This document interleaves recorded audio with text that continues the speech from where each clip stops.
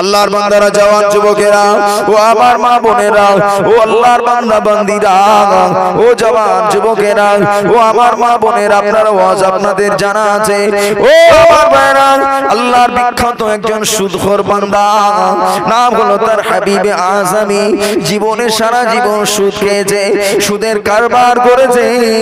হযরত হাবিবে আজমি রহমাতুল্লাহ আলাইহি তিনি একদিন রাস্তা দিয়ে হেঁটে হেঁটে যান। কিছু বালকেরা, ছেলেরা, কিছু বালকেরা, সন্তানেরা ওই রাস্তায় খেলাধুলো করছিল। তাদের ভিতর থেকে একটা ছেলে উঠে দাঁড়িয়ে বলছে, ও আমার সাথী ভাইরা, রাস্তা থেকে সরে যাও, রাস্তা থেকে সরে দাঁড়াও। আল্লাহর বিখ্যাত সুদখোর হাবিবে আজমি আসে, আল্লাহর বিখ্যাত সুদখোর হাবিবে আজমি আসে। রাস্তা থেকে সরে যাও, সরে দাঁড়াও, সরে যাও, সরে দাঁড়াও। ও আমার ভাইরা, ও আল্লাহর বান্দারা, হাবিবে আজমির কানে খবরটা যে না পৌঁছে গেল, ওই কথাটা যেই না তার কানে পৌঁছাতো, হাবিবে আজমি নিজে নিজে অনুতপ্ত হলেন, আল্লাহ আমি এত বড় গুনাহগার, আমি এত বড় পাক্কা সুদখোর গুনাহগার, আমার গায়ে ধুলাবালি বাচ্চাদের গায়ে লেগে গেলে তারা ধ্বংস হয়ে যাবে, তারা বরবাদ হয়ে যাবে। ও আমার আল্লাহ পাক, না না, আমি আর সুদ খাবো না। এই নিয়াতটাকে করে সোজা আল্লাহর ওলি হযরত হাসান বাসারীর বাড়িতে পৌঁছে গেলেন। হাসান বাসারীর কাছে পৌঁছে গেলেন। আল্লাহর ওলি হাসান বাসারী রহমাতুল্লাহ আলাইহি হযরত হাবিবে আজমিকে বললেন, ও বাবা হাবিবে আজমি, আল্লাহ পাক তোমার বিগত জীবনের সব গুনাহকে maaf করে দেবেন, ক্ষমা করে দেবেন। তবে হাবিবে আজমি, তোমার সুদের মাল যা তোমার কাছে আছে মানুষের মাঝে বিতরণ করে দিতে হবে। 2 নম্বর শর্ত হলো, তুমি যা মানুষের কাছে সুদের মাল পাবে ওটা আর নিলে হবে না, তোমার কাছে যা সুদের মাল আছে ফেরত দিতে হবে। আর বিগত জীবনে যেন কোনোদিন সুদ খেলে হবে না। এই 3টি শর্ত যদি তুমি নিয়ে মেনে নিতে পারো, আল্লাহ পাক তোমার বিগত জীবনের সব গুনাহকে ক্ষমা করে দেবে। ও আমার ভাইরা, হযরত হাবিবে আজমি বললেন, হুজুর বেয়াদবি maaf করুন, আপনি আমাকে তওবা পড়িয়ে দিন। জীবনের মতো খুলুস নিয়তে আমি তওবা করছি, আমি ইখলাসের সঙ্গে তওবা করছি, তওবায়ে নাসুহা করছি। জীবনে অন্যায় করব না, মাল যা আছে বিতরণ করে দেব। হযরত হাবিবে আজমি হাসান বাসারীর খাতে খাতি এমন তওবা করলেন, এমন তওবা করেছেন। ওই হাবিবে আজমি রাস্তা দিয়ে হেঁটে হেঁটে আসে। ওই বালকগুলো তখনও খেলাধুলো করছিল। তাদের ভিতর থেকে একটা ছেলে উঠে দাঁড়িয়ে বলো, আমার সঙ্গী সাথীরা, ও আমার বন্ধুরা, রাস্তা থেকে সরে যাও, রাস্তা থেকে সরে দাঁড়াও। আল্লাহর বিখ্যাত ওলি হাবিবে আজমি আসে, আল্লাহর বিখ্যাত ওলি হাবিবে আজমি আসেন। তার গায়ে ধুলাবালি, তা আমাদের গায়ে ধুলাবালি যদি তার গায়ে লেগে যায়, আমরা বরবাদ হয়ে যাব, ধ্বংস হয়ে যাব। সরে যাও, রাস্তা থেকে সরে দাঁড়াও। আল্লাহর ওলি হাবিবে আজমি আসে। জোরে বলেন না সুবহানাল্লাহ। গিয়েছেন সুদ নিয়ে, ফিরেছেন ওলি হয়ে। জোরে বলেন। তওবা কি তওবা? তওবাতান নাসুহা, তুবু ইলাল্লাহ। ও আমার বান্দা বান্দী, আমার কাছে তওবা করো, তওবাতান নাসুহা। এমন তওবা, সেই তওবা করার পরে সেই গুনাহ থেকে আর দ্বিতীয়বার ফিরে না যাওয়া, এইটার নাম হলো তওবায়ে নাসুহা। কিন্তু আমাদের তওবা কেমন হয়েছে জানেন? এখন ওয়াজ শুনছে, একদম তওবা করে নিয়েছে, আর জীবনে করব না, বাড়ি গিয়ে আবার যাতাই। তাই কবি বলছেন, तौबा तो एक बार नहीं 1000 बार कर ली, मर्दो तुझे क्या हुआ बाज आता नहीं। तौबा तो एक बार नहीं 1000 बार कर ली, मर्दो तुझे क्या हुआ बाज आता नहीं। আমরা তওবা করেছি আল্লাহ, আর আমি নামাজ ছাড়বো না। আবার যাতায় নামাজকে ছেড়ে দিয়েছে। আল্লাহ পাক জীবনে সুদ খাবো না, আবার সুদে মুখ দিয়েছে। এই তওবা করতে নিষেধ করা হয়েছে। ও বোনেরা, যুবকেরা, এমন তওবা করুন আর আমি ওই কাজে লিপ্ত হব না, আর জীবনে ওই গুনার কাজে আমি মুখ দেব না, যাব না। এই তওবা যদি করা যায়, সুদ করতে গেলে আল্লাহর ওলি হয়েছেন মদখর বিশরে কাফি রহমাতুল্লাহ আলাইহি, এমন তওবা করেছেন যুগ শ্রেষ্ঠ আল্লাহর ওলি হয়ে গিয়েছেন। ও আমার ভাইরা, ও জওয়ান যুবকেরা, হাবিবে আজমের মতো তওবা হলে, বিশরে কাফির মতো তওবা হলে আমি আপনি আল্লাহর নেককার হতে পারবো, আল্লাহর মাহবুব হতে পারবো, আল্লাহর প্রিয় বান্দা হতে পারবো। ও আমার ভাইরা, হযরত হাবিবে আজমি রহমাতুল্লাহ আলাইহি বাড়িতে ফিরে এসে সব মাল বিতরণ করে দিলে, সব মালগুলো বিতরণ করে দিয়েছে। হাবিবে আজমি গায়ে একটা চাদর, একটা লোক বলে আল্লাহর ওলি হাবিবে আজমি আপনার গায়ের চাদরটা কি আমাকে দেবেন? হাবিবে আজমির একটা চাদর ছাড়া দ্বিতীয় কিছু ছিল না, সেই চাদরটাকেও তাকে দিয়ে দিয়েছিলেন। জোরে বলেন সুবহানাল্লাহ। এ কেমন তওবা? এটার নাম হলো তওবায়ে নসুহা। একবার জোরে বলেন। আল্লাহ পাক তাই বলেছেন, রব্বানা গফির লানা, আমার বান্দা বান্দে আমার কাছে ক্ষমা চাও, আমার বান্দা বান্দে আমার কাছে মাফি চাও। মুজাদ্দিদে জামান একটা আয়াত সারা রাত ধরে তেলাওয়াত করতেন আর আল্লাহর কাছে ক্ষমা চাইতেন, আল্লাহর কাছে ক্ষমা চাইতেন। হ্যাঁ আমার ভাইরা, ইমামে আজম আবু হানিফা রাহমাতুল্লাহ আলাইহি একটা আয়াত সারা রাত ধরে তেলাওয়াত করতেন আর বলতেন, আল্লাহ আল্লাহ বালিস সাআতু আদহা ওয়া আমার। একবার জোরে বলে আল্লাহ, আমি আবু হানিফা গুনাহগার, আমি খাতাকার, বালিস সাআতু আদহা ওয়া আমার। আল্লাহ আপনার কিয়ামতের কঠিন দিনের কথা মনে করে ইমামে আজম আবু হানিফা সারা রাত ধরে ধরে এই আয়াতটাকে তেলাওয়াত করতেন। একবার জোরে বলে।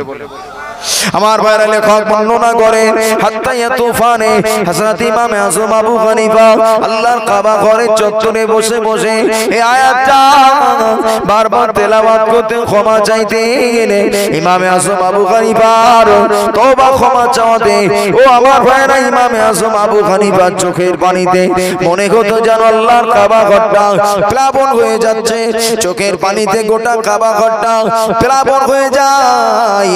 হযরত ইমাম আযম আবু হানিফা রাহমাতুল্লাহ আলাইহি কখনো কখনো এই আয়াতটা পড়তেন, আমার আল্লাহ পাক কিয়ামতের ময়দানে বলবেন, আমতাজুল ইয়াউমা আইয়ুহাল মুজরিমুন, এ গুনাহগারেরা তোমরা আলাদা হয়ে যাও, আলাদা হয়ে যাও, আমার নেককারদের দল থেকে তোরা আলাদা দল হয়ে যা, আলাদা রাস্তায় চলে যাও। হযরত ইমাম আযম আবু হানিফা ওই একটি আয়াত সারা রাত ধরে জিকির করতেন, বালিস সাআতু আদহা ওয়া আমার। কখনো বা ইমাম আযম আবু হানিফা বলতেন, আমার আল্লাহ পাক কিয়ামতের ময়দানে বলবেন, গুনাহগাররা তোরা আলাদা হয়ে যাও, আমি নোমান বড় গুনাহগার, আমি নোমান বড় খাতাকার। কাল কিয়ামতের ময়দানে আমি নোমানকে যদি আমার আল্লাহ কিয়ামতের ময়দানে যদি ডেকে বলে, নোমান তুই গুনাহগার, আলাদা হয়ে যাও, এটা আমার জন্য বরবাদি, আমার জন্য নাস্তেনাবুদ হয়ে যাব। ও আমার ভাইরা, ইমামে আযম এই কথাটা মনে করে কাঁদতেন। জগতের শ্রেষ্ঠ ইমাম ইমামে আযম আবু হানিফা কেমন ক্ষমা চেয়েছেন একটু বলে আমার বক্তব্য আগিয়ে নিয়ে যাব। হযরত ইমামে আযম আবু হানিফা রহমাতুল্লাহ আলাইহি তিনি 55 বার জীবনে হজ করেছিলেন, হজ্জা 55 হাজ্জাতান, 55 বার আল্লাহর খানায় কাবাতে হজ করেছেন। ইমামে আযম আবু হানিফা তিনি আমার আল্লাহ পাককে স্বপ্ন যোগে তিনি স্বপ্ন যোগে আমার আল্লাহর সঙ্গে 100 বার দিদার করেছিলেন, 100 বার দেখা করেছিলেন।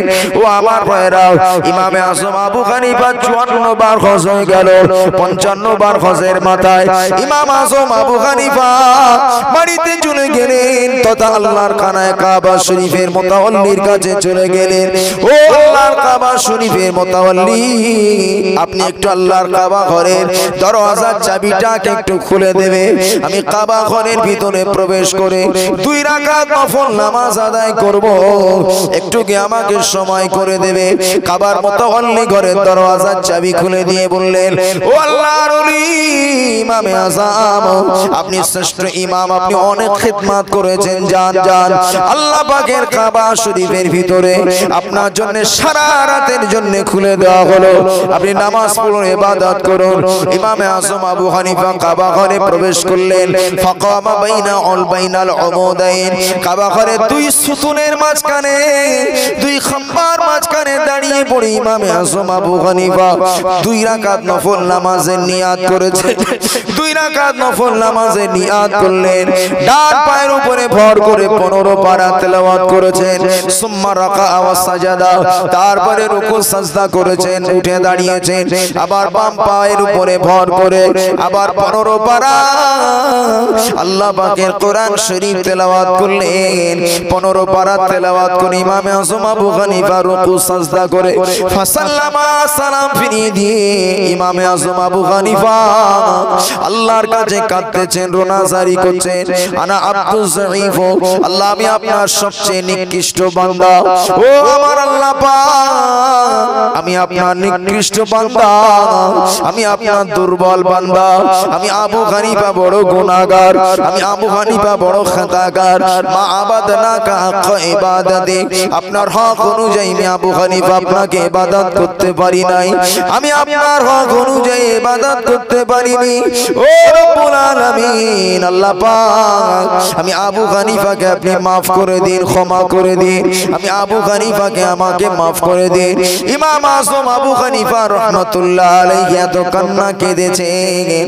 বড় মজার ব্যাপার হলো, বড় আনন্দের সংবাদ হলো, কথাটা দুরুল মুখতার তথা ফতোয়ায়ে শামিতে মুকদ্দমাতে লেখা। ইমামে আযম নিজ কানে শুনতে পেলেন, ফানুদিয়া মিন যাওয়ায়াতিল বাইতি, আল্লাহ পাকের খানায়ে কাবা শরীফের পাশ থেকে একটা আজগবি আওয়াজ, একটা গায়বী আওয়াজ ভেসে এসেছে।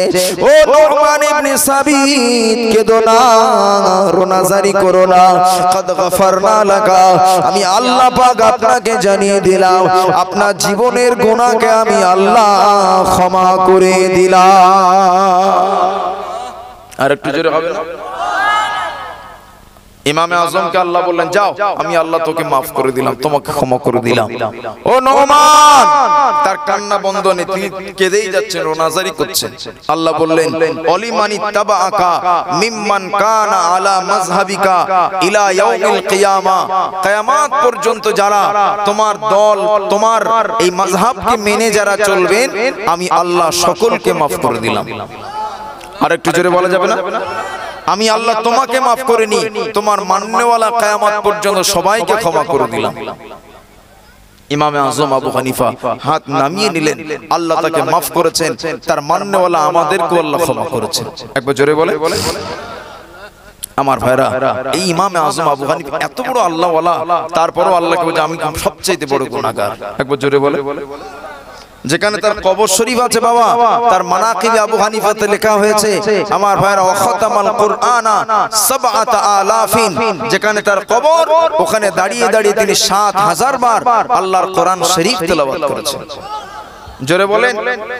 তিনি আল্লাহর সঙ্গে কতবার দেখা করেছেন?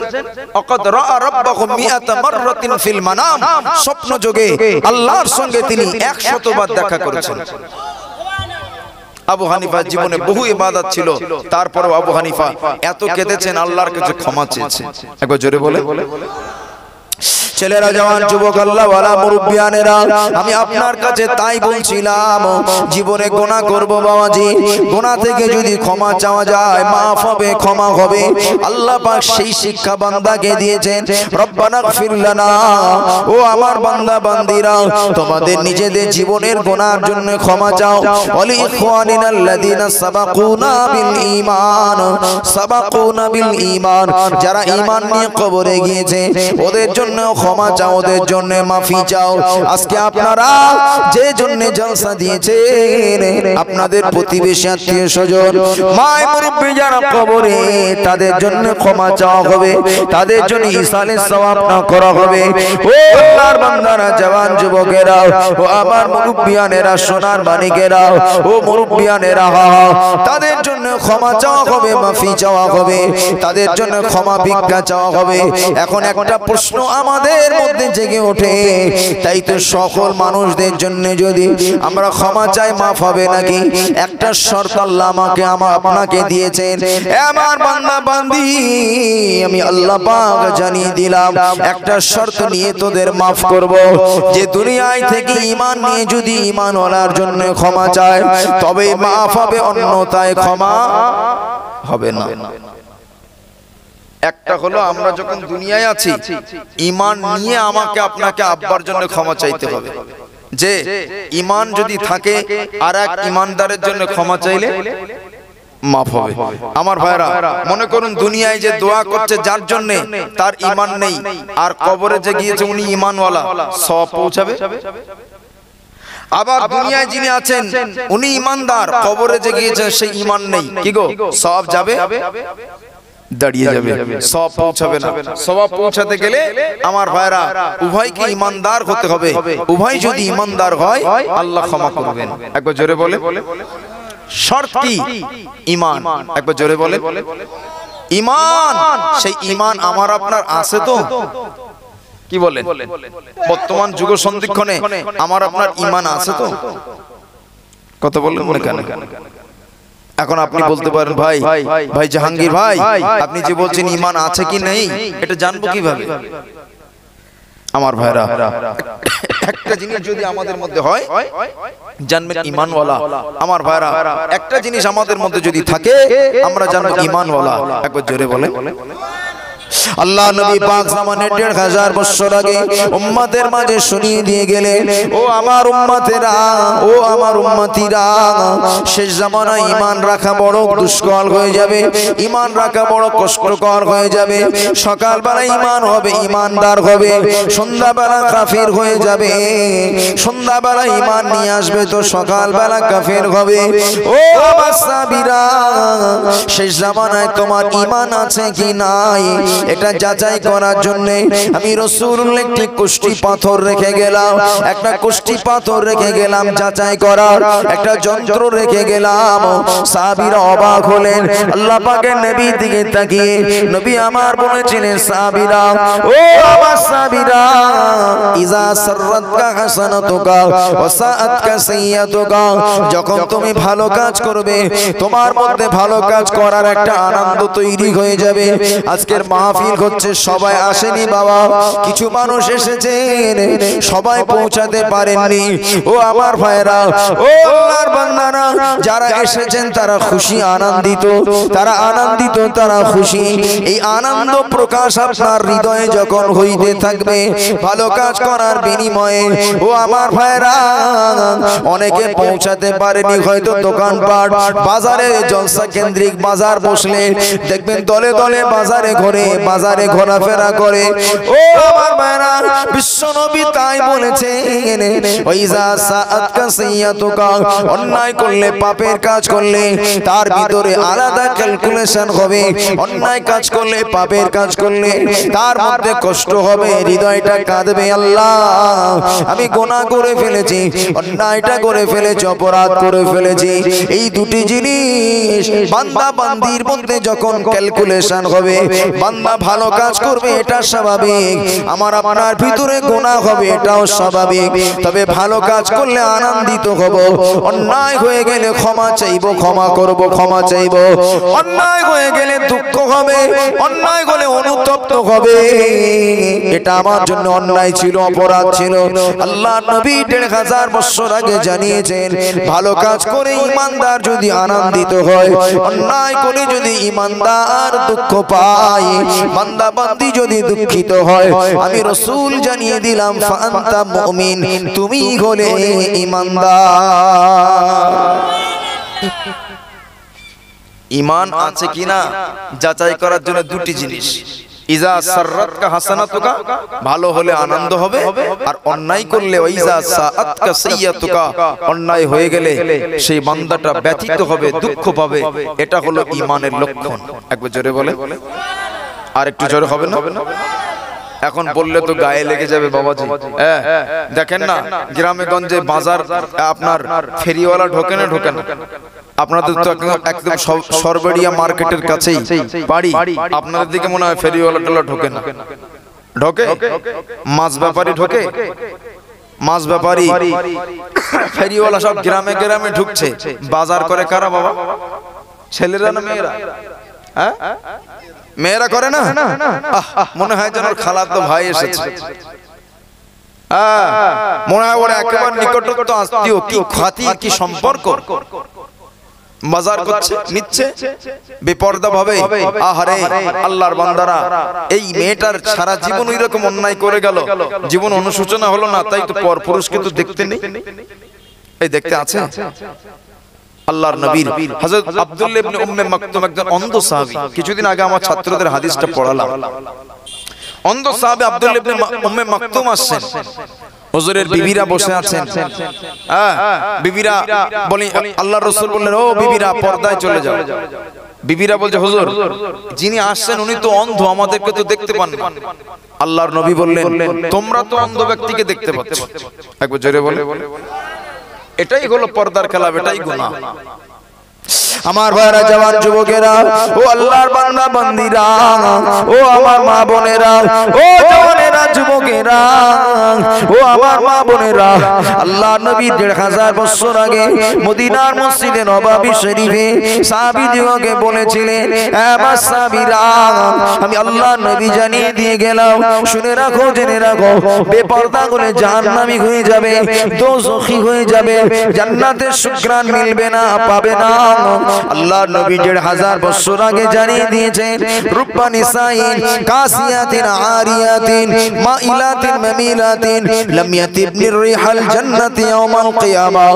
এমন একটা সময়, এমন একটা যুগ তোমাদের কাছে আসতে চলেছে, রুব্বা নিসাইন কাসিয়াতিন আরিয়াতিন, এমন একটা যুগ ও সময় আসতে শুরু করেছে, যে সময় মানুষেরা, নারী জাতিরা, তারা পোশাক পরিধান করে থাকবে বটে, আরিয়াতিন উলঙ্গ লাগবে, ল্যাংটা লাগবে। এ আমার সাহাবীরা, আমি আল্লাহ নবী জানিয়ে দিলাম, মাইলাতিন মামিলাতিন, ওই মেয়েগুলো ছেলেদের দিকে আকর্ষিত হবে, ছেলেদেরকে নিজেদের জন্য আকর্ষণ করার চেষ্টা করবে, যার জন্য পাতলা পোশাক পরিধান করবে, নিজের অঙ্গ প্রত্যঙ্গ বাইরে প্রকাশ পাবে, বাইরে দেখা যাবে। ও আমার সাহাবীরা, আল্লাহ নবী বলতে যে বললেন, লাম ইয়াতিবনির রিহাল জান্নাতি ইয়াউমাল কিয়ামাহ। হুজুর ভারাক্রান্ত হৃদয়ে, হুজুরের অন্তরটা দুঃখিত হলো, কষ্ট পেল। হুজুর আমার বললেন, হে আমার সাহাবীরা, এই সমস্ত মেয়েরা জান্নাতে যাওয়া তো দূরের কথা, জান্নাতের সুঘ্রাণ পর্যন্ত নসিবে হবে না, জান্নাতের সুঘ্রাণ পর্যন্ত ওদের নসিবে হবে না। ও সরবেড়িয়ার মা বোনেরা, আমার উপরে দুঃখ নেবেন না, কষ্ট নেবেন না। আপনার পোশাক পরিধান করা হবে, পোশাক পরিধান করে থাকবেন। এখন দেখবেন ফ্যাশন বোরকা বার হয়েছে। ও আমার ভাইরা, বোরকাটা পর্দা নয়, বোরকাটা পর্দা নয়। ও আমার ভাইরা, এমন পোশাক মেয়েরা পরিধান করবে যা দ্বারা তাকে আবৃত করে রাখা যায়, যা থেকে ছেলেদের থেকে নিজেকে আড়াল করে রাখা যায়, এটির নাম হলো পর্দা।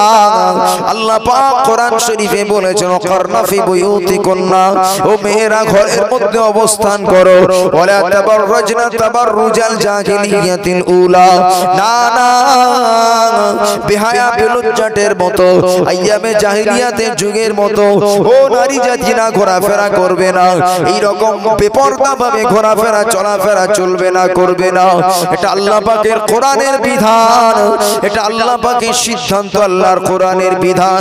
কিন্তু কটা মেয়ে যে মানে জানি না, কটা মেয়ে যে পালন করে জানি। কি করবি? ওই বান্দাটা আল্লাহর ফেরেশতাকে বলবেন, ও আল্লাহর ফেরেশতা আজরাইল, আমি আমার জীবনে গাড়ি বাড়ি জমিন জায়দাদ সন্তান দিগের জন্য করে রেখেছি। ও আল্লাহর ফেরেশতা আজরাইল, সন্তানদের ভালোবাসায়, সন্তানের মহব্বতে সব কিছু করেছি, কিন্তু আমার নিজের জন্য, আমল ইবাদত কবরের জগতের জন্য কিছুই আমি করতে পারি না। আমি আমার জিন্দেগির জন্য কিছু কিছুই করতে পারি নাই। ও আল্লাহর ফেরেশতা আজরাইল আলাইহিস সালাম, আপনি আমাকে যদি একটা দিনের সময় ফিরিয়ে দেন, আমি আমার জীবনে যা গাড়ি বাড়ি জমিন জায়দাদ যা কিছু বানিয়েছি, যা কিছু করেছি, সব কিছুকে সাদকা করে দেব, সব কিছুকে দান খেরাত করে দেব। ফেরেশতা আজরাইল বলবেন না না, আমি আমার রবের হুকুম ছাড়া চলি না, আমার রবের একটা হুকুমের আমি অবাধ্য নই।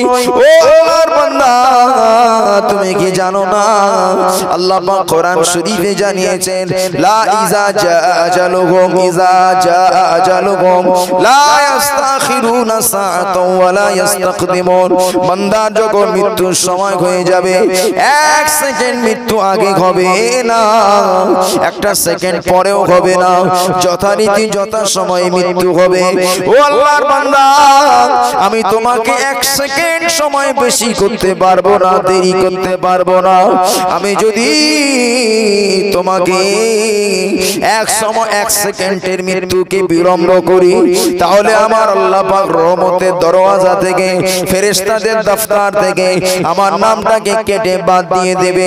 ও আল্লাহর ফেরেশতা আজরাইল, আপনি আমাকে, ও আল্লাহর বান্দা, আমাকে মাফ করো, ক্ষমা করো। না না, আমি তোমাকে একটা দিনের সময়ও দিতে পারবো না। এটা হচ্ছে কখন?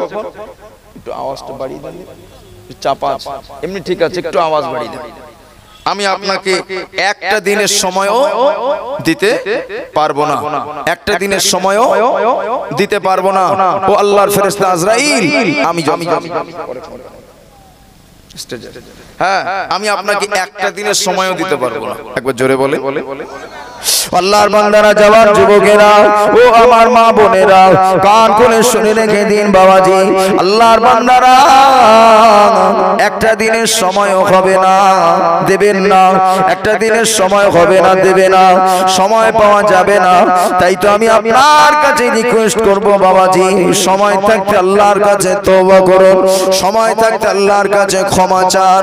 আমার আপনার জীবনের সকল গুনাহকে আল্লাহ পাক ক্ষমা করার জন্য তার রহমতে তওবা দরওয়াজাকে খুলে রেখে আব্বা জান আদম আলাইহিস সালামকে আমার আল্লাহ জানিয়েছিলেন, ও আমার নবী আদম, তুমি চিন্তা করো না, পেরেশান হয়ে যেও না, আমি আল্লাহ পাক জানিয়ে দিলাম, ওয়ালা আহজাবু, আমি আমার তওবার পর্দাকে ততদিন বন্ধ করব না, হাত্তা ইয়াগারগার, তোমার বাচ্চাটা মৃত্যুর সাকান্দানি যতক্ষণ শুরু না হয়, তার আগ পর্যন্ত জিন্দেগিতে যত গুনাহ করেছে, পাহাড় পাহাড় পাহাড় পরিমাণ গুনাহ করেছে, একবার তার অন্যায়কে যদি বুঝতে পেরে, তার জীবনের ওই অন্যায় অপরাধকে যদি স্বীকার করে নিয়ে আমি রব আমার কাছে যদি ক্ষমা চাই, আমি আল্লাহ আমার কাছে যদি মাফ চাই, আমি আল্লাহ পাক বিনা দ্বিধায় তার বিগত জীবনের সমূহ অন্যায় অপরাধকে আমি আল্লাহ তাকে মাফ করে বেগুনাহ মাসুম বানিয়ে দেব। আরেকটু জোরে বলুন সুবহানাল্লাহ। ও ছেলেরা, জওয়ান যুবকেরা, আমি আপনি মনে করতে পারি আল্লাহ 20 বছর 30 বছর হায়াত হয়ে গেল, অনেক দিন চলে গেল, অন্যায় করেছি, নামাজ পড়ি না, ইবাদত করি না, অন্যায় পাপের কাজ করেছি, আমার কি মনে হয় ক্ষমা হবে না? ও আমার ভাইরা, হাদিস পাকের মধ্যে তথা হাদিসে কুদসিতে আল্লাহ জানালেন, লাউ বালাগাত যুনুবুকা আনানাস সামায়ে, আমার বান্দা বান্দির গুনাহ যদি আসমানের শূন্যমান মেঘমালা পর্যন্ত পৌঁছে যায়, আসমানের মেঘমালা পর্যন্ত যদি তাদের গুনাহ পৌঁছে যায়, সুম্মাস্তাগফারতানি, তারপরে আমার বান্দা বান্দি যদি আমার কাছে মাফি চায়, আমার কাছে ক্ষমা চায়, আল্লাহ আমি অন্যায় করেছি, আল্লাহ আমি অপরাধ করেছি, আপনি আমাকে মাফ করে দিন, আল্লাহ আপনি আমাকে ক্ষমা করে দিন, আল্লাহ পাক বলেন, আমি আল্লাহ পাক তার পাহাড় পাহাড় সম পরিমাণ গুনাহ, আসমান সম পরিমাণ গুনাহকেও মাফ করে দেব, ওয়ালা উবালি, না না, আমার বান্দা বান্দি জীবনের গুনাহকে আমি আল্লাহ মাফ করতে, ক্ষমা করতে কোনো পরোয়া করি না। আরেকটু জোরে হবে না? আমি আল্লাহ কোনো পরোয়া করি না। যাও বান্দা বান্দি গুনার কথা বুঝে গিয়ে বুঝেছো, ক্ষমা চেয়েছো, তোমার বিগত জীবনের সব গুনাহকে মাফ করে দিলাম। জোরে বলো। আল্লাহ তাই বলেছেন, বান্দা বান্দি তোমরা নিজেদের জীবনের গুনাহের জন্য আমি আল্লাহ, আমি মালিক, আমার কাছে ক্ষমা চাও। একবার জোরে বলে। তবে বাবা এখন হায়াত আছে, সময় আছে, চাইতে পারবো। কখন আজরাইল আসবে বলতে পারি? আপনার হায়াত যদি শেষ হয়ে যায়, মাহফিল থেকে আমি আপনি ফিরে বাড়ি যেতে পারবো না। আজরাইল আমার সময় যদি এখানে হয়ে যায়, অস্কর এখানেই বলতো, আজরাইল বলবে আর না, ডিউটি শেষ, এবার চলো। কথা ঠিক কি না? কখন আসবে বলে আসবেন না। সেই জন্য আমাকে আপনাকে সময় থাকতে সময়ের মূল্য দিয়ে আল্লাহর কাছে ক্ষমা চেয়ে রাস্তার রুট চেঞ্জ করুন। আমার ভাইরা পথ চেঞ্জ করুন, রাস্তা চেঞ্জ করে সঠিক রাস্তা, হেদায়েতের রাস্তা, ঈমানের রাস্তা, কোরআন হাদিসের রাস্তায় চলে আসুন। জিন্দেগি বদলান, আপনি জান্নাতি হবেন। দোজখের কারখানা থেকে আল্লাহ আপনাকে রক্ষা করে জান্নাতি মানুষ বানিয়ে দেবেন। আরেকটু জোরে বলুন না সুবহানাল্লাহ। সকলে মিলে সম্মিলিত কণ্ঠে বলি আলহামদুলিল্লাহ। প্রিয় নবীর প্রতি জানাই অগণিত দরুদ এবং সালাম, ভক্তি ভরে মহব্বতে সকলে মিলে বলি সাল্লাল্লাহু আলাইহি ওয়াসাল্লাম। আজ মাহফিলের সুযোগ্য সম্মানিত সভাপতি সাহেব, মাহফিলের সম্মানিত ওলামা হযরতগণ, বিশেষ করে আমার পূর্বে আপনাদেরই গ্রামের সুসন্তান হযরত মাওলানা আব্দুল্লাহ সাহেবের কাছ থেকে আপনারা খুব গুরুত্বপূর্ণ আলোচনা শুনছিলেন। আল্লাহ তার ইলমে হায়াতে তারাক্কি দান করেন, বলেন সকলে আল্লাহুম্মা আমিন। আজকে আমি কোরআনুল কারীম থেকে ছোট্ট একটি আয়াতে শরীফা, আল্লাহর হাবিবের জবানে বর্ণিত ছোট্ট একটা হাদিসের টুকরা আপনাদের খিদমতে তেলাওয়াত করেছি। আল্লাহ পাকের দয়া হলে আর আপনাদের দোয়া থাকলে কিছু কথা আলোচনা করব। আল্লাহ পাক তৌফিক দান করেন, বলেন সকলে আল্লাহুম্মা আমিন। ভাই আমার, আল্লাহ পাক কোরআন শরীফে বলেছেন, রব্বানা গফির লানা ওয়া লিইখওয়ানিনা আল্লাযীনা সাবাকুনা বিল ঈমান। আল্লাহ বলেন, আমার বান্দা বান্দিরা, তোমরা আমি আল্লাহ আমার কাছে এইভাবে ক্ষমা চাও, এইভাবে একটা দোয়া করো, রব্বানা গফির লানা, আল্লাহ আপনি আমাদেরকে maaf করে দিন, ওয়া লিইখওয়ানিনা আল্লাযীনা সাবাকুনা বিল ঈমান, যারা ঈমান নিয়ে কবরে, আল্লাহ ওনাদেরকেও ক্ষমা করে দিন। আল্লাহ আমাদেরকেও মাফ করুন, আমার যে সমস্ত ভাই বোন ঈমান ইসলাম নিয়ে কবরে, আল্লাহ পাক তাদেরকেও আপনি ক্ষমা করে দিন। একবার জোরে বলে। এই দোয়া শিখিয়েছেন কে? আল্লাহ পাক। আল্লাহ পাক বলেছেন, তোমাদের নিজেদের গুনাহের জন্য ক্ষমা চাইবে, তোমাদের ঈমানওয়ালা ভাই বোনদের জীবনের জন্যও তোমরা ক্ষমা চাইবে, তাদের গুনাহের জন্য ক্ষমা চাইবে। তাহলে আমার আল্লাহ জানেন আমরা গুনাহ করব? কথা বলেন না কেন? আল্লাহ জানেন আমার বান্দা বান্দি গুনাহ করবে, তবে ওই গুনাহ করার পাশাপাশি বান্দাকে ক্ষমাও চাইতে হবে। কথা ঠিক কি না? ক্ষমাও চাইতে হবে। আমার ভাইরা, আমার বাবাজি আল্লাহ ওয়ালারা, সেই রব্বুল আলামিনের দরবারে আমাদেরকে ক্ষমা চাইতে হবে গুনাহের জন্য, আর আমাদের ভাই বোন ঈমান ইসলাম নিয়ে যারা কবরে, তাদের জন্যও ক্ষমা চাইতে হবে। এখন মজার কথা হলো জি, আমার ভাইরা আল্লাহ ওয়ালা মুরব্বিয়ানেরা, আমাদের জন্য গুনাহ হওয়াটা স্বাভাবিক, এটা অস্বাভাবিক কিছু নয়। বান্দা বান্দি গুনাহ করবে তো বটেই, অবশ্যই গুনাহ করবে, এটা গুনাহ হওয়াটা স্বাভাবিক। তবে আল্লাহর বান্দা যখন গুনাহ থেকে আল্লাহর কাছে ক্ষমা চাইবে, আল্লাহ পাক ওই বান্দা বান্দির জীবনের গুনাহকে maaf করে দেবেন। জোরে বলেন সুবহানাল্লাহ। আল্লাহ ক্ষমা চাওয়ার জন্য বান্দা যদি আল্লাহর দিকে এক বিঘাত আগিয়ে যায়, হাদিস পাকে এসেছে আমার আল্লাহ তার দিকে এক হাত আগিয়ে যান। একবার জোরে বলেন। কেউ যদি আল্লাহর দিকে গুনার ক্ষমা চাওয়ার জন্য হেঁটে হেঁটে যান, আমার আল্লাহ তাকে maaf করার জন্য দৌড়ে দৌড়ে তার রহমত চলে আসে। একবার জোরে বলেন। ভাইরা আমার, আমরা সকলে গুনাহগার, গুনাহ করব স্বাভাবিক, তবে গুনাহ থেকে আমাদের ক্ষমা চাইতে হবে, এটাও স্বাভাবিক। কথা ঠিক কি না? কেন? আল্লাহর রাসূল বলেছেন, আল্লাহর হাবিব বলেছেন, কুল্লু বনি আদম খাত্তাউন, প্রত্যেক আদম সন্তান গুনাহগার, খায়রুল খাত্তাইন আত-তাওয়াবুন, তবে সবচেয়ে উত্তম আদম সন্তান তারাই যারা গুনাহ করার পরে আল্লাহর কাছে ক্ষমা চায়। এই ক্ষমা চাওয়া আদম সন্তান আল্লাহর কাছে প্রিয়। একবার জোরে বলেন, আর একটু জোরে হবে না সুবহানাল্লাহ?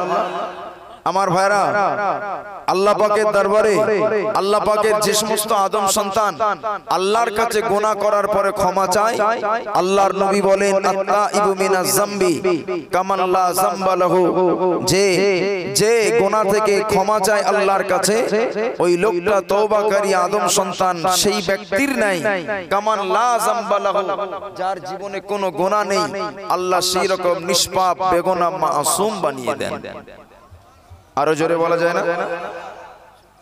আমার ভাইরা, এখন ইবনে আদম, আমরা আদম সন্তান, আমাদের জন্য গুনাহ হবে, এটা স্বাভাবিক না অস্বাভাবিক? স্বাভাবিক। বাবাজি, তো গুনাহ হওয়ার অনেক পদ্ধতি আছে। আপনি বাড়ি থেকে ধরেন বার হয়েছেন, তথা আমি একটা হাদিস আপনাকে আগে শুনিয়ে দিই। আমার আল্লাহ পাক রব্বুল আলামিন তাফসীরে কবীরে আল্লামা ফখরুদ্দিন রাজি রাহমাতুল্লাহ আলাইহি উল্লেখ করেন, বালাগানা আন্না ইবলিসা ক্বালা ইয়া রাব্বি ইন্নাকা খালাকতা আদামা ওয়া জাআলতা বাইনি ওয়া বাইনাহু আদাআ, আল্লাহ আদাওয়াতান, আল্লাহ আপনি আদমকে বানিয়েছেন, ওয়া বাইনি ওয়া বাইনাহু আদাওয়াতান, আপনি আমার আর আদমের মাঝখানে শত্রুতা বাড়িয়ে দিয়েছেন। কেন? ইবলিসকে আল্লাহ বলেছিল না সাজদা করো, সমস্ত ফেরেশতারা সাজদা দিয়েছিল। আমার ভাইরা, ফাসাজাদু ইল্লা ইবলিসা আবা ওয়াস্তাকবার ওয়া কানা মিনাল কাফিরিন, সবাই সাজদা দিয়েছিল, ইবলিস সাজদা দেয়নি, কাফের হয়ে বিতাড়িত হলো। কথা ঠিক কি না? ইবলিস বিতাড়িত হলো। আমার ভাইরা, সে সাজদা দিল না, আল্লাহর রহমত থেকে চলে গেল। তখন ইবলিস আল্লাহকে বললেন, আল্লাহ খালাকতা আদমা, আপনি আদমকে বানিয়ে বাইনি ওয়া বাইনাহু আদাওয়া, আপনি আদমকে বানিয়ে ওয়া জাআলতা বাইনি ওয়া বাইনাহু আদাওয়া, আমার আর আদমের মাঝখানে আপনি শত্রুতা বাড়িয়ে দিয়েছেন, আমি তো তার শত্রু হয়ে গেলাম। সুতরাং আল্লাহ, আমার দাবি হলো ফাসাল্লাতনি, আপনি আমার দাবি হলো আপনি আমাকে ফাসাল্লাতনি আলাইহি ওয়া আলা ওয়ালাদিহি, আমাকে তার সন্তান এবং তার উপরে আপনি প্রাধান্যতা দিতে হবে, আমি যেন তার উপরে মুসাল্লাত হয়ে যেতে পারি, তার সন্তান দিগকে যেন আমি যেন ক্যাপচার করতে পারি, আমি যেন আমার নিজের আয়ত্তে নিয়ে আসতে পারি। কে দাবি করছে কার কাছে? ইবলিস আল্লাহর কাছে দাবি করছে।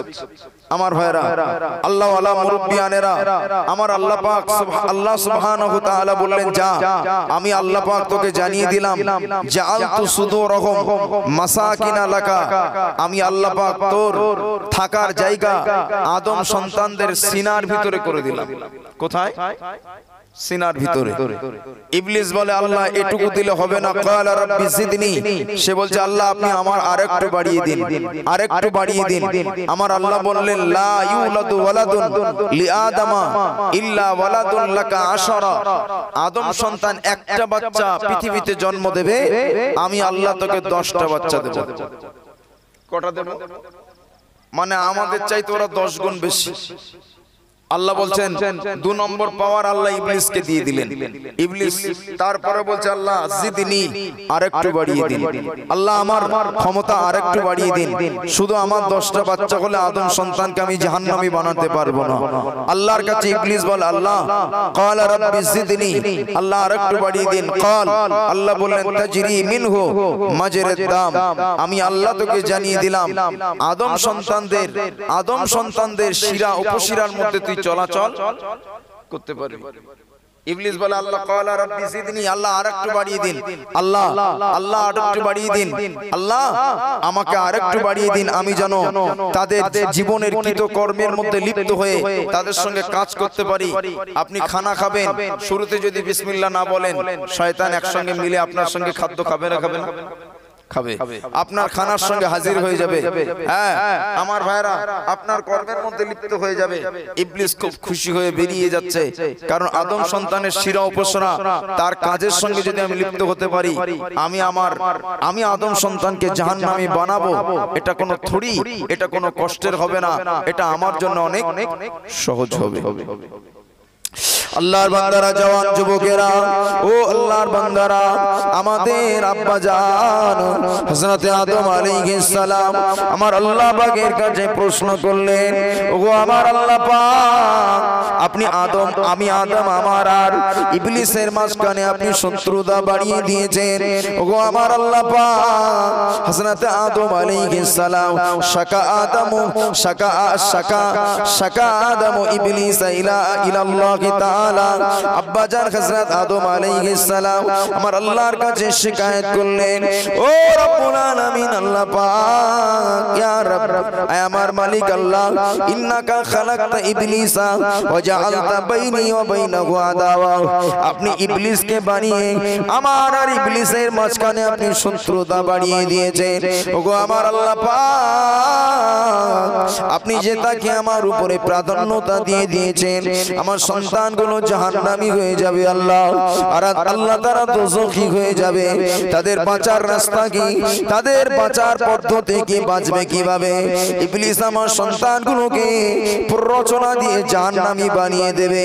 আমার আল্লাহ পাকের নবী আমাদের আব্বা জান হযরত আদম আলাইহিস সালাম যখন আল্লাহর কাছে শিকায়ত করলেন, অভিযোগ করলেন, আমার আল্লাহ পাক রব্বুল আলামিন জানিয়ে দিলেন, ও আমার নবী আদম, শুনে রেখে দাও, লা ইউলাদু ওয়ালাদুন ওয়ালাকা ইল্লা ওয়াক্কালতা বিহি মালাকাইনি ইয়াহফিজানিহি মিন করনাইস সুয়ে। ওগো আমার নবী আদমকে দোনা রোনা জারি করো না, দুঃখ নিও না, আমি আল্লাহ পাক জানিয়ে দিলাম, আপনার একটা বাচ্চা যখন পৃথিবীতে আসবে, ওই বাচ্চার সঙ্গে সঙ্গে আমি আল্লাহ দুইজন আমার রহমতের ফেরেশতাও তৈরি করে দেব। বলেন সুবহানাল্লাহ। দুইজন রহমতের ফেরেশতা তৈরি হয়ে যাবে তোমার বাচ্চার সঙ্গে, একটা দুইজন রহমতের ফেরেশতা তোমার বাচ্চার ওকিল বেনে যাবে, তোমার বাচ্চার মুহাফিজ বেনে যাবে। ও আমার নবী আদম, শুনে রেখে দাও, জেনে রেখে দাও, আমি আল্লাহ পাক জানিয়ে দিলাম, ওই দুইজন রহমতের ফেরেশতা, দুইজনই হিজানিকি মিন করনাইস সুয়ে, শয়তানের কুপ্ররোচনা থেকে, শয়তানি থেকে ওই দুইজন রহমতের ফেরেশতা তোমার বাচ্চাকে বাঁচিয়ে নেবে। জোরে বলুন। আল্লাহর নবী আদম আলাইহিস সালাম বলেন, আল্লাহ এটুকু দিলে হবে না, জিদনি, আরেকটু বাড়িয়ে দিন, লা উতিকুহু ইল্লা বিকা, আল্লাহ আরেকটু না বাড়ালে আল্লাহ আমার বাচ্চা বাঁচবে না। একবার জোরে বলেন, আরেকটু জোরে বলেন। আল্লাহ পাক রব্বুল আলামিন জানিয়ে দিলেন, ও আমার নবী আদম, শুনে রেখে দাও, জেনে রেখে দাও, ক্বালা রাব্বি জিদনি, তিনি যখন বললেন আরেকটু বাড়িয়ে দিন, আমার আল্লাহ বললেন, ও আমার নবী আদম, ক্বালাল হাসানাতু বিআশারি আমসালিহা, আমি আল্লাহ পাক জানিয়ে দিলাম, তোমার বাচ্চা একটা নেকির কাজ করবে, একটা সওয়াবের কাজ করবে, ওই একটা সওয়াবের কাজের বিনিময়ে একটা নেকি নয়, আমি আল্লাহ পাক একটা নেকির কাজ করার বিনিময়ে, আল হাসানাতু বিআশারি আমসালিহা, একটা নেকির কাজ করলে আমি আল্লাহ তাকে 10 গুণ বাড়িয়ে 10টা নেকি দান করে দেব। কটা নেকি? 10টা। তোমার বাচ্চা যদি একটা নেকি করে 10টা সওয়াব পাবে। একবার জোরে বলে, আরেকটু জোরে বলেন না সুবহানাল্লাহ। ও আল্লাহর বান্দারা, আব্বা জান আদম আলাইহিস সালাম আমার আল্লাহর কাছে আরেকটা দোয়া করলেন, ওগো আমার আল্লাহ পাক, শুধু এইটুকু বাড়ালে হবে না, ক্বালা রাব্বি জিদনি, আল্লাহ পাক আমার উম্মতের জন্য আর আমার বাচ্চাদিগের জন্য আরেকটু বাড়িয়ে দিন, আল্লাহর একটু ক্ষমতার পাওয়ার বাড়িয়ে দিন, ক্বালা রাব্বি জিদনি, ওগো আমার আল্লাহ পাক, আমি আদম আপনার আপনার কাছে দোয়া চাই, আমি আদম আপনার কাছে দোয়া চাই। ক্বালা রাব্বি জিদনি, আর একটু বাড়িয়ে দিন, আমার সন্তান বাঁচবে না। আল্লাহ পাক ইবলিস শয়তানের প্ররোচনা থেকে, ইবলিসের শয়তানের ধোঁকা থেকে আমার বাচ্চাগুলো জাহান্নামী হয়ে যাবে, দোজখী হয়ে যাবে। আল্লাহ পাক আপনি তাদের ক্ষমতার পাওয়ার বাড়িয়ে দেন। আল্লাহ পাক আমার বাচ্চা বাঁচবে না। আমার আল্লাহ পাক রব্বুল আলামিন নবী আদমকে জানালেন, ও আমার পয়গম্বর আদম চলে যান। আমি আল্লাহ পাক আমি আপনাকে জানিয়ে দিলাম, লা হাজাবু, আমি আমার তওবার দরওয়াজা, আমার রহমতের তওবার দরওয়াজাকে বন্ধ করব না, আমার তওবার পর্দাকে ততক্ষণ বন্ধ করব না। ও আমার নবী আদম, তোমার সন্তান সারা জীবন গুনাহ করবে, সারা জীবন অন্যায় অপরাধ পাপের কাজ করবে, তবে আমি আল্লাহ পাক জানিয়ে দিলাম তোমার বাচ্চাটা, তোমার সন্তানটা ইল্লা আইয়াগারগার কবল, আমি আল্লাহ পাক জানিয়ে দিলাম তোমার বাচ্চাটা মৃত্যুর আগ পর্যন্ত যদি গুনাহ করে, না না মৃত্যুর আগে তাদের জীবনের ভুলটাকে বুঝতে পেরে যদি একবার তওবা করে, আমি আল্লাহ পাক জানিয়ে দিলাম তার মৃত্যুর আগ পর্যন্ত আমি আল্লাহ পাক আমার রহমতের তওবার দরওয়াজাকে খুলে রাখবো। আর একটু জোরে হবে না? কতদিন খোলা থাকবে? মৃত্যুর আগ পর্যন্ত। একবার দরুদ শরীফ পড়েন তো। আল্লাহুম্মা, মাইকম্যান আছে এখানে? মাইকম্যান ভাই আছেন? আল্লাহুম্মা সাল্লি আলা সাইয়্যিদিনা মাওলানা মুহাম্মদ আলা আলি।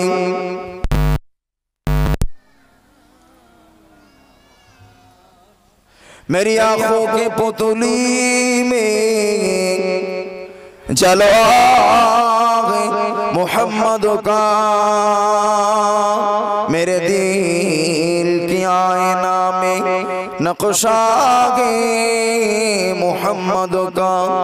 कोई जन्नत में जाएगा, कोई दोज़ख में पहुँचेगा,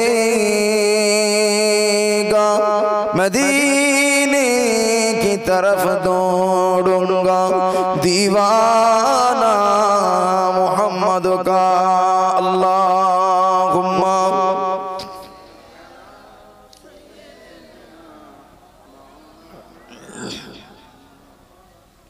व अला आलि सय्यिदिना।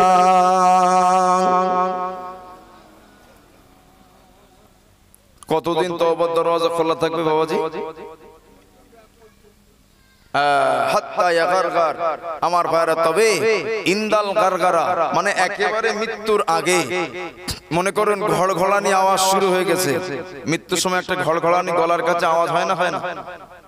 ওই ঘড়ঘড়ানি আওয়াজ আসার আগ পর্যন্ত যত গুনাহ করবে আল্লাহর কাছে যদি ক্ষমা চায় মাফ হবে, তবে যখন মৃত্যুর জাকানদারি শুরু হয়ে যাবে, ঘড়ঘড়ানি শুরু হবে বাবাজি, তখন আর তওবা করলে কিন্তু কবুল হবে না। এটা আহলুস সুন্নাত ওয়াল জামাতের আকীদা মত। তাই যদি কবুল হতো, ফেরাউন মৃত্যুর সময় যখন আমার ভাইরা সমুদ্রের পানিতে ডুবে যাচ্ছিল, তখন বলেছিল আল্লাহ আমি মুসার রবের প্রতি ঈমান আনলাম, মুসা তার ভাই হারুনের রবের প্রতি ঈমান আনলাম। যদি মৃত্যুর আগেই কবুল হতো, একদম ঘড়ঘড়ানি তথা মৃত্যুর আগ মুহূর্তে আজরাইল চলে এসেছে, আর কিন্তু তওবা কবুল হবে না। তার আগে যত গুনাহ করবেন তওবা করলে আল্লাহর দরবারে মঞ্জুর হয়ে যাবে, কবুল হয়ে যাবে। জোরে বলুন সুবহানাল্লাহ। আমার ভাইরা, তবে কখন যে আজরাইল আসবে জানি আমরা? এই যে কথা বলেন না কেন, জানি।